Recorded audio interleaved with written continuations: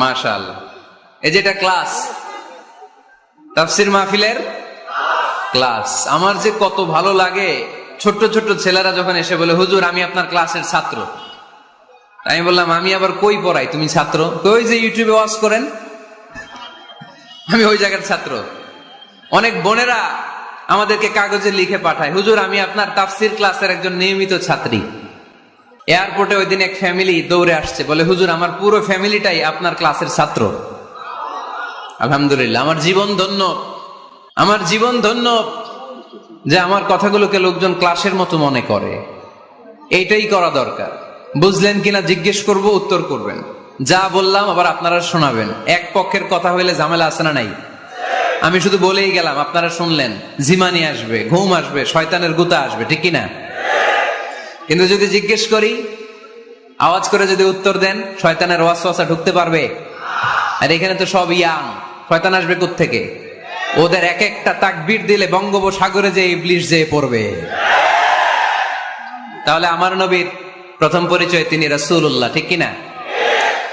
তিনি রাসূল ছিলেন। দ্বিতীয় পরিচয় শেষ নবী। 3 নাম্বার পরিচয় তিনি মানুষ ছিলেন। কি ছিলেন? অসাধারণ মানুষ। 4 নাম্বার পরিচয়, আমার নবী কখনো মন গড়া কিছু বলতেন না। খেয়াল করে শুনবেন, আমার নবী মন গড়া কিছু বলতেন? ওনারা সব শিখাই দিত কে? ওনার শিক্ষক কে? পৃথিবীর কোন মানুষের কাছে উনি পড়ছেন? ওনার লেখাপড়া করা লাগে? আরে লেখাপড়া করা লাগে তো আমাদের লেখা লাগে, আমাদের পড়া লাগে। নবীর লেখা লাগে না, নবীর পড়া লাগে না। কারণ নবী আমাদের মতো সাধারণ না, তিনি অসাধারণ মানুষ। চিল্লায় বলো ঠিক কিনা? কোন শিক্ষকের কাছে উনি যান নাই, কোন উস্তাদের পদপ্রান্তে যে বসেন নাই উস্তাদ বলে, কারণ ওনার উস্তাদ একজন। চিল্লায় বলেন তিনি কে? তিনি মন গড়া কিছু বলেন না। He was guided by revelation, by ওয়াহি। তিনি ওহী দ্বারা পথ প্রদর্শিত হয়ে কথা বলেন। না জানলে চুপ থাকেন। আমাদের একটা বদ অভ্যাস, না জানলেও আমরা বলি, আছে না নাই? আমি জানি না, এটা বলতে এত লজ্জা লাগে আমাদের, এত লজ্জা লাগে, এত লজ্জা লাগে। এখন থেকে এইটা প্র্যাকটিস করবেন, বলবেন যে আমি জানি না।